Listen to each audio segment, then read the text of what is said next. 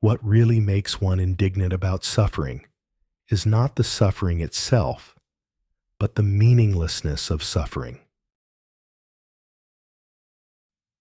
At some point, whether we notice it or not, we become someone we once swore we'd never be. We reach an age, a version of ourselves that once felt distant, almost impossible. And soon, the child we once were feels like a stranger.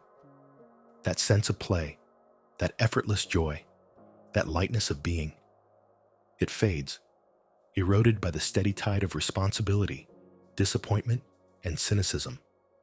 Time and age are relentless. They press against us from the moment we are born, moving forward without pause. We cannot defeat them, but perhaps we can reclaim something of ourselves. We can resist in small ways. We can find fragments of that joy, those moments of weightlessness, and hold on to them, if only for a little while. So much of our frustration, our bitterness, our cynicism, the fading of joy and playfulness is easy to understand. From an early age, whether spoken outright or subtly implied, we were led to believe that our worth, our right to love and acceptance, was tied to our success, to what we could achieve. And so, we embraced this unspoken contract. We put aside our lightness, our carefree nature, and set off toward the so-called promised land of accomplishment and seriousness. Along the way, we met others walking the same path. People who had also traded joy for ambition, playfulness for control. Some of them treated us poorly, intentionally or not. We were let down, misled, pushed aside. We came to see how unfair, how unbalanced the world truly is. We learned to harden ourselves as protection against the chaos. We became guarded, skeptical, sometimes even combative, because it seemed the only way forward. And yet, in the end, whether we reached our goals or fell short, what did we truly gain? Did the joy we sacrificed return to us in a greater form? More often than not, what awaits is a heap of minor frustrations, exhaustion, and a lingering sense of futility. Yes, there may be achievements, moments of pride, a sense of purpose, but how many of us truly find what we were searching for? And for those who do, how many can say they arrived there without great sacrifices? Sacrifices that, in the end, left them just as weary, just as numb. As one philosopher put it, a person spends their life chasing something they believe will bring happiness. Rarely do they find it, and when they do, it never feels quite as they imagined. In the end, they arrive at the finish line, battered and worn, only to realize that life was never anything more than a fleeting series of moments, each one vanishing until there are no more left. Much of our frustration, our bitterness, our cynicism, our fading joy and playfulness doesn't come solely from life's hardships, but from something deeper. Our expectations, our assumptions about how things should be.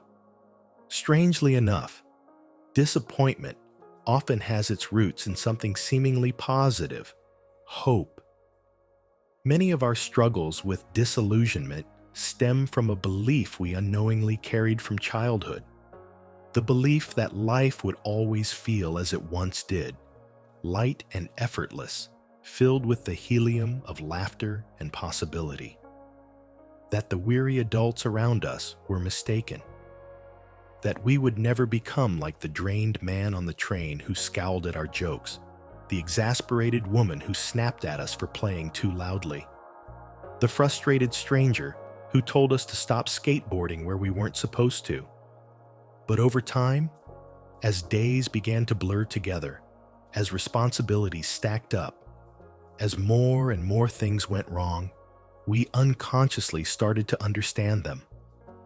Perhaps we even began to resemble them. And if we weren't careful, we became the very people we once swore we'd never be. Because when the weight of time and routine presses down, when the small disappointments pile up, they can drain us completely if we aren't prepared. And ironically, one of the ways we can soften this blow is by letting go of a certain kind of optimism, the kind that tells us that if we just do everything right, life will fall neatly into place. That if we work hard enough, the struggles will fade and we'll rediscover that effortless joy. But in truth, that joy doesn't come from fixing everything. It doesn't come from chasing an ideal where all struggles disappear. It comes from releasing that expectation entirely. From accepting life as it is, unpredictable, messy, filled with both trivial frustrations and moments of wonder. And perhaps, in that acceptance, we can find something even closer to what we were looking for all along. This idea has been echoed across some of the most enduring philosophies: Taoism, Stoicism, Buddhism, and even philosophical pessimism. In the ancient Taoist text, the Tao Te Ching, Laozi wrote, "He who wishes to take control of the world and acts upon it, I can see that he will not succeed. For the world is a divine vessel. It cannot be acted upon as one wishes. He who acts on it fails. He who holds on to it loses."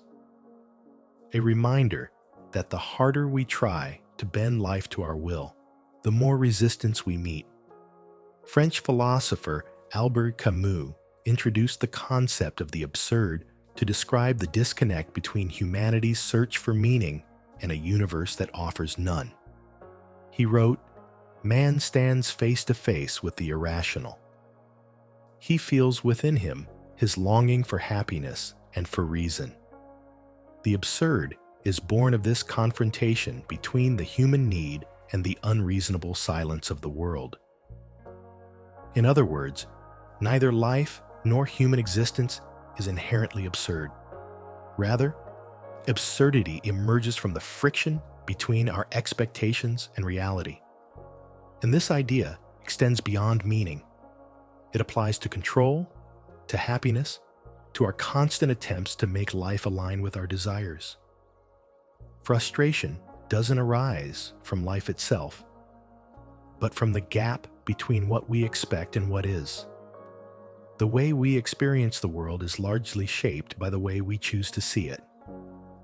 Camus argued that, despite the absurdity of existence, life can still be rich with passion and beauty if we allow it to be.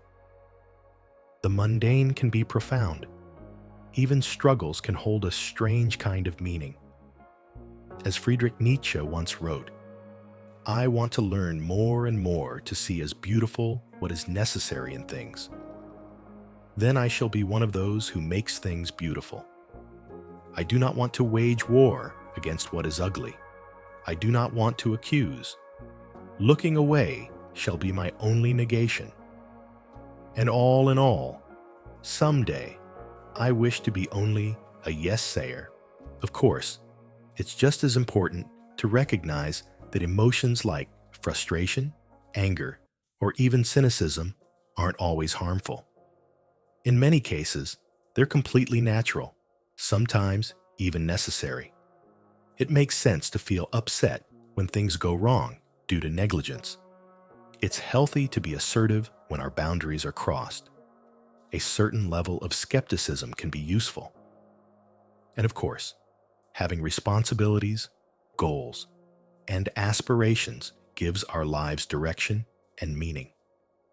So, when we talk about letting go, it doesn't mean surrendering entirely or becoming indifferent. It's more about loosening our grip, or perhaps reassessing what we're gripping onto so tightly. How much of it is truly as serious as it feels? How much of it will still matter in the grand scheme of things? Because eventually, time releases our grip for us. And the real danger isn't just losing control. It's losing ourselves in the process. We don't have to become the person we once feared we'd turn into. We can acknowledge life's hardships, its complications, its absurdities, but still choose to see the beauty, the humor, the lightness within it.